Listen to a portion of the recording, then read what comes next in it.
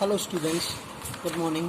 आज हम आपके बायोलॉजी का second chapter the fundamental unit of life जो कि सेल, उसके बारे में स्टडी करेंगे, जो कि आपकी 7th या 8th कौन सी क्लास में आप पढ़ चुके हैं उसके बारे में। ओके, थोड़ा सा इंट्रोडक्शन लेते हैं। सेल क्या है? The bodies of living organisms are made up of microscopic units called cell. जो छोटी छोटी माइक्रोस्कोपिक का मतलब होता है, माइक्रोस्कोप की हेल्प से जो देख सकते हैं, जो छोटी छोटी यूनिट्स हैं उनको सेल कहते हैं। आप इसके बारे में पढ़ चुके हैं। यूनिसेलुलर ऑर्गेनिजम्स भी होते हैं और मल्टीसेलुलर ऑर्गेनिजम्स भी होते हैं। तो यहाँ पे यूनिसेलुलर और मल्टीसेलुलर ऑर्गेनिजम्स का डिफरेंस दिया हुआ है, हम इसको स्टडी करते हैं। ये है क्या असल में? यूनिसेलुलर का मतलब है जो सिंगल सेल से बने होते हैं, और मल्टी सेलुलर का मतलब होता है जो बहुत सारी सेल्स की हेल्प से बने होते हैं। यूनिसेलुलर का एग्जाम्पल है अमीबा, बैक्टीरियाज, और मल्टी सेलुलर का हम इंसान, एनिमल्स, डॉग्स, ये सब है multicellular organisms. Okay, and unicellular organism is represented by a single cell. ये सिंगल सेल की हेल्प से रिप्रेजेंट किया जाता है। Multicellular organism consist of a large number of cells. Okay, all activities of organisms are performed by a single cell. ये जो single cell जिससे ये बने हैं, ये सिंगल सेल सारे काम करती है, खाना खाना, रेस्पिरेशन करना। Okay, a single cell perform, इनके जो सिंगल अलग अलग सेल हैं, इनके अंदर करीब 200 टाइप की सेल पाई जाती हैं। मल्टी सेलुलर के अंदर, इनके अंदर सिंगल सेल है, इनके अंदर करीब करीब 200 तरीके की अलग अलग 200 डिफरेंट काइंड ऑफ सेल, सबका अलग अलग काम है, या कुछ एक ग्रुप मिला के एक जैसा काम करते हैं। तो a single cell performs one और few activities of the organism. तो एक तरीके की सेल कुछ एक तरीके का ही काम करती है या एक दो तरीके का काम करती है।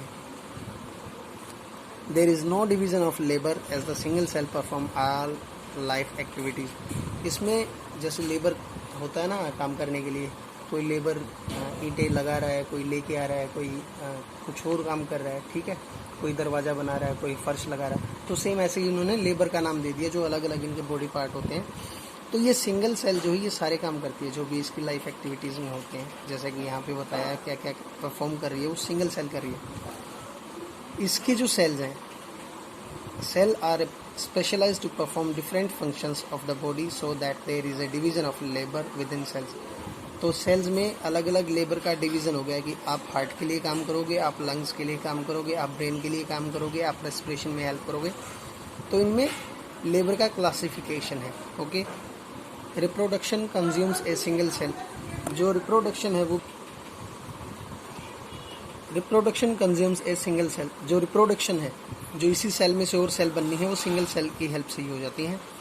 Only some cells of body called germ cells take part in reproduction. जिन सेल्स का नाम जर्म सेल है वो ही रिप्रोडक्शन में पार्टिसिपेट करती हैं। Other sales remain intact. बाकी सेल्स का इसमें कोई रोल नहीं है रिप्रोडक्शन में। ये जो ऑर्गेनिजम्स हैं, जो यूनिसेलुलर ऑर्गेनिजम्स हैं, बैक्टीरिया, अमीबा, इनका लाइफ स्पेन छोटा होता है और इनका लाइफ स्पेन आदमी, इंसान, कुत्ता, इनका लाइफ स्पेन आपको पता है, इनका लाइफ स्पेन बड़ा होता है इनके कंपैरिजन में। ओके, ज़्यादा होता है। डिस्कवरी ऑफ सेल हम पढ़ चुके हैं। एक साइंटिस्ट थे रॉबर्ट हुके, ठीक है, उन्होंने सबसे पहले किसी पेड़ की छाल को माइक्रोस्कोप के नीचे रख के देखा 1665 में, और उन्होंने जो छोटी छोटी छत्ते देखे, जो छोटी छोटी सेल देखी, सेल का लैटिन मतलब होता है लिटिल रूम। तो उन्होंने जो छोटी छोटी सेल, जो बॉक्सेस देखे, जो हनी बी के बॉक्सेस की तरह देखे, तो उन्होंने उनका नाम सेल रख दिया। वहाँ से इनका नाम सेल पड़ा गया। तो यहाँ पे एक्टिविटी में दे रखे हैं दो तरीके के स्टडी करने के लिए दो तरीके के माइक्रोस्कोप हैं, लाइट और कंपाउंड माइक्रोस्कोप, जो अपने लैबोरेटरीज़ में मिल जाता है, और दूसरा एक दिया हुआ है इलेक्ट्रॉन माइक्रोस्कोप। इनके बीच में 3 डिफरेंसेस हैं। लाइट माइक्रोस्कोप है, इसमें ग्लास लेंसेज होते हैं, इसके अंदर इलेक्ट्रोमैग्नेट्स होती हैं, जो कि आप 12th क्लास में जाके पढ़ोगे इलेक्ट्रोमैग्नेट्स क्या है। ओके, आपको थोड़ा सा पता भी है कि इलेक्ट्रोमैग्नेट्स होती क्या है। जो कि इलेक्ट्रिसिटी से जो मैग्नेट बनाई जाए उसको इलेक्ट्रोमैग्नेट बोलते हैं। It uses a beam of light to illuminate the object. इसमें एक बीम ऑफ लाइट चाहिए होती है ऑब्जेक्ट को दिखने के लिए। It uses a beam of electrons. इसमें इलेक्ट्रॉन्स की बीम चाहिए होती है इसमें वैक्यूम नहीं चाहिए होता है लाइट माइक्रोस्कोप में, इसके अंदर वैक्यूम ज़रूरी है, एसेंशियल है, वैक्यूम के बगैर ये काम नहीं करेगा। ओके, तो यहाँ पे छोटी सी और इसकी हिस्ट्री दी हुई है कि पहले किसी ने, रॉबर्ट हुके ने बताया कि सेल होते हैं, फिर किसी ने बताया कि न्यूक्लियस होता है उसके अंदर, फिर किसी ने बताया कि प्रोटोप्लाज्म होता है, फिर हैकेल ने बताया कि न्यूक्लियस रिस्पॉन्सिबल है स्टोरिंग और ट्रांसमिटिंग के लिए, हेरिडिटी कैरेक्टरिस्टिक्स की स्टोरिंग और ट्रांसफरिंग के लिए न्यूक्लियस रिस्पॉन्सिबल है, हैकेल ने बताया। ठीक है, उसके बाद एक दो ये और हैं, इनके बारे में आप पढ़ें इन्होंने क्या क्या बताया। तो यहाँ पे जो इसकी जो थ्योरी निकल के आई, जो एक हमने एक निचोड़ निकाला, वो ये है, all organisms are composed of cell and cell products, all metabolic reactions take place in cell, जो भी मेटाबॉलिक रिएक्शन है वो सेल के अंदर होती हैं। The cell are structural and functional unit of life. All cell arise from pre existing cells only, जो cell हैं वो पुरानी सेल से ही बनती हैं, या तो रिप्रोडक्शन से या डिवीजन से। ठीक है, every organism starts its life as a single cell, हर एक ऑर्गेनिज्म अपनी लाइफ सिंगल सेल से शुरू करता है, सिर्फ वायरस को छोड़ के, वायरस ऐसा नहीं करते। ठीक है, ये एक्टिविटी है ओनियन की, हमने झिल्ली को उतार के माइक्रोस्कोप के नीचे रख के देखा हुआ है या पढ़ा हुआ है, वही चीज़ है। ओके, इससे आगे हम चलते हैं तो हमें मिलती है बॉक्स 2.3, ये आपने स्टडी करना है। प्रोटोप्लाज्म क्या होता है? The contents of a living cell, जिसके अंदर प्लाज्मा मेम्ब्रेन होती है, प्रोटोप्लाज्म बनाते हैं। Protoplasm is usually differentiated into the nucleus and cytoplasm, जो यूनिट सेल के अंदर जो कुछ भी दिखाई दे रहा है उस सबका नाम प्रोटोप्लाज्म दे दिया। उस प्रोटोप्लाज्म को अगर जब डिफरेंशिएट करेंगे अलग अलग पार्ट्स में, तो न्यूक्लियस हो जाएगा, साइटोप्लाज्म हो जाएगा। जीन क्या होते हैं बच्चों? It is a distinct unit of hereditary information, parents से बच्चों के अंदर उनके गुण लेके जाना जीन का काम होता है। ओके, जीन दो तरीके से बने होते हैं, डीएनए से और आरएनए से। डीएनए की फुल फॉर्म है डीऑक्सी राइबोन्यूक्लिक एसिड, ठीक है, और आरएनए की है राइबोन्यूक्लिक एसिड। ओके, अब इससे आगे पढ़ते हैं हम प्रोकैरियोटिक एंड यूकैरियोटिक सेल्स। देखो, नॉन सेल्यूलर ऑर्गेनिजम्स के हमने अभी एग्जांपल पढ़ा था। वायरस जो है उसकी सेल नहीं होती है, जब तक वायरस किसी दूसरी बॉडी के अंदर नहीं चला जाता है तब तक वो अपना सेल नहीं बनाता है, दूसरी बॉडी के अंदर जाने के बाद ही वो सेल बनाता है। वो हो गया नॉन सेल्यूलर ऑर्गेनिजम्स।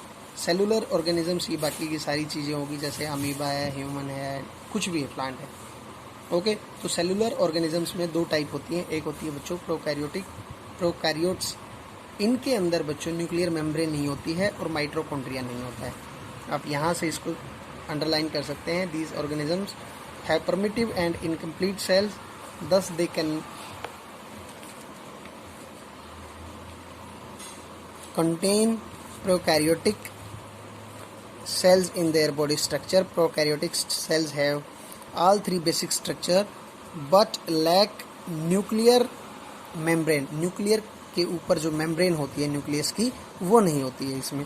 ठीक है, nuclear material of a prokaryotic cell consist of a single chromosome which is in direct contact with cytoplasm. Here the undefined nuclear region in the cytoplasm is called nucleoid. इसके अंदर nucleus ना होकर nucleoid कहलाता है।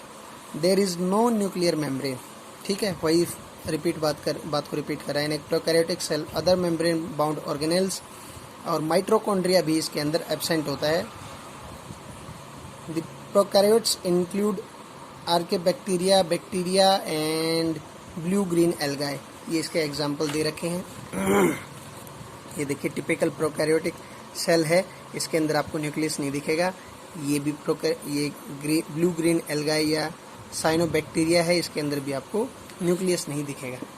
Okay, फिर आते हैं eukaryotes. इनके अंदर न्यूक्लियस भी होता है, न्यूक्लियर मेम्ब्रेन भी होती है और माइटोकॉन्ड्रिया भी होता है। इनके जस्ट अपोजिट होते हैं, तो आप इनको रीड कर सकते हैं। These have advanced and complete cells. These cells contain membrane bound nuclei and other cellular organelles and are called eukaryotic cells। ठीक है, अब यहाँ पे इनके डिफ्रेंशिएट करते हैं, डिफरेंस पढ़ते हैं इन दोनों में, प्रोकैरियोटिक एंड यूकैरियोटिक सेल में क्या डिफरेंस है। ओके, प्रोकैरियोटिक का साइज बच्चों बहुत छोटा होता है, 1 to 10 mm होता है। इनका साइज इनके कंपैरिजन में बड़ा होता है, 5 to 100 mm साइज होता है यूकैरियोटिक सेल का। ओके, न्यूक्लियस इनमें एब्सेंट होता है। न्यूक्लियर रीजन और nucleoid is not surrounded by a nuclear membrane. Nuclear membrane ही नहीं है तो न्यूक्लियस एब्सेंट है, न्यूक्लियस इसके अंदर प्रेजेंट होता है। इट कंटेन्स सिंगल क्रोमोसोम, इसके अंदर सिंगल क्रोमोसोम होता है, इसके अंदर एक से ज़्यादा क्रोमोसोम होते हैं। न्यूक्लियस इज एब्सेंट, इसके अंदर न्यूक्लियस भी एब्सेंट होता है, न्यूक्लियस प्रेजेंट होता है इसके अंदर। Membrane bound cell organelles are absent, मतलब माइटोकॉन्ड्रिया जो है, माइटोकॉन्ड्रिया की बात कर रहा है असल में, ये वो एब्सेंट होती है। Membrane bound cell organelles such as mitochondria, plastids, endoplasmic reticulum, Golgi apparatus, ये सब क्या है इसमें प्रेजेंट रहते हैं, इसमें ये चीज़ें एब्सेंट है।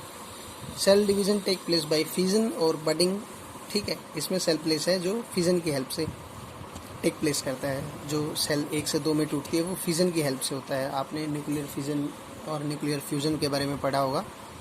Cell division occurs by mitotic और mitotic cell division, meiotic cell division, okay. इसमें फिजन से, इसमें मेयोटिक सेल डिवीजन से सेल डिवीजन होता है।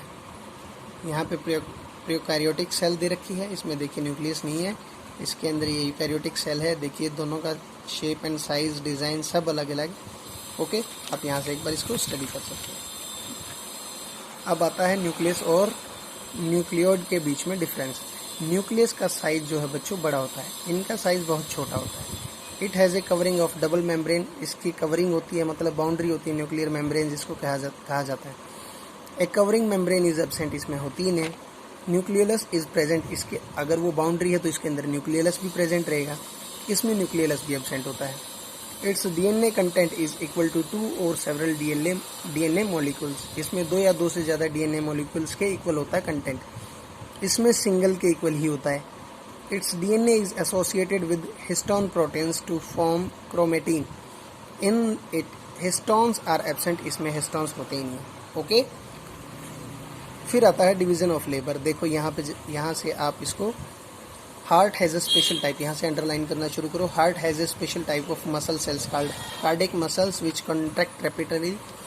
कार्डिक मसल होती हैं जो बार बार कॉन्ट्रैक्ट होती हैं, लगातार होती रहती हैं, जब तक आदमी का लाइफ होती है तब तक वो काम करती रहती हैं। Stomach has a special cells called mucus cells, जो कि म्यूकस रिलीज़ करती हैं, जो आप 10th क्लास में पढ़ेंगे डाइजेस्ट करने के लिए। पेप्सिन रिलीज़ करती हैं, पेप्सियोजीन, और ये आप यहाँ तक their contraction depend on your will और कंट्रोल, ठीक है। आप यहाँ तक इसको अंडरलाइन करेंगे। और जो सेल ऑर्गेनल्स के जो डिवीजन ऑफ लेबर है वो यहाँ से स्टार्ट होता है। In fact each cell has got certain specific components within it known as cell organelles. Each kind of cell organelle perform a special function making of new material in the cell, such as protein synthesis by ribosome, food synthesis by chloroplast, clearing up the waste substance from the cell by the lysosomes, etc. तो ऐसे आपको यहाँ तक ये पूरा का पूरा underline करना है, इसको रीड करना है। और यहाँ पे करते हैं differentiate between organs and organelles. Organs तो होते हैं बच्चों अपने हार्ट हो गया, लंग्स हो गया, ठीक है, ये ऑर्गेन्स हैं। और ऑर्गेनल्स हैं जिन चीज़ों से मिलके ये चीज़ें, हार्ट ऑर्गेन्स जो भी बने हुए हैं, ये ऑर्गेनल्स हैं। तो सीधी बात है, ऑर्गेन्स का साइज जो है वो बड़ा होता है। दे आर लार्ज साइज और माइक्रोस्कोपिक, बगैर माइक्रोस्कोप के हम उनको देख सकते हैं। इनका साइज बहुत छोटा होता है, माइक्रोस्कोप की हेल्प से ही इनको देखा जा सकता है। They are found in multicellular, ये इंसानों के अंदर होते हैं। They are found in all eukaryotic cells. Eukaryotic cells हमने अभी अभी पढ़ा है। यूकैरियोटिक कौन सी होती हैं बच्चों? जिनके अंदर न्यूक्लियस होता है, ठीक है। दे मे बी एक्सटर्नल और internal to the body of an organism, ये शरीर के अंदर या बाहर दोनों जगह हो सकते हैं। They are mostly internal. The organs are formed of tissues. देखो, टिश्यूज की हेल्प से ऑर्गन्स बनते हैं और सेल्स की हेल्प से टिश्यूज बनते हैं। तो मतलब सेल ने टिश्यू को बनाया, टिश्यू ने ऑर्गन्स को बनाया। Organelle is made up of micromolecules and macromolecules. Organs coordinate to form organ system, while organ system form the body. Organ से ऑर्गन सिस्टम बनता है और ऑर्गन सिस्टम से पूरी बॉडी बनती है। Organelles coordinate to produce the cell. ये cell के अंदर के पार्ट हैं ऑर्गेनेल्स, और ये सेल ने मिला के टिश्यू बनाया, टिश्यू ने ऑर्गन बनाया, ऑर्गन ने ऑर्गन सिस्टम, और उससे बना फिर ऑर्गेनिज्म, मतलब एक पूरा इंसान या एक पूरी बॉडी। ठीक है, तो आज के लिए बच्चों इतना ही। वीडियो काफ़ी लेंथी हो गई है, आप इसको अच्छे से रीड करें, कुछ इसके नोट्स बनाएं। अगर पॉसिबल हुआ तो मैं भी आपको इसके नोट्स भेज दूंगा। ओके, पढ़ाई करते रहें बच्चों। Bye bye.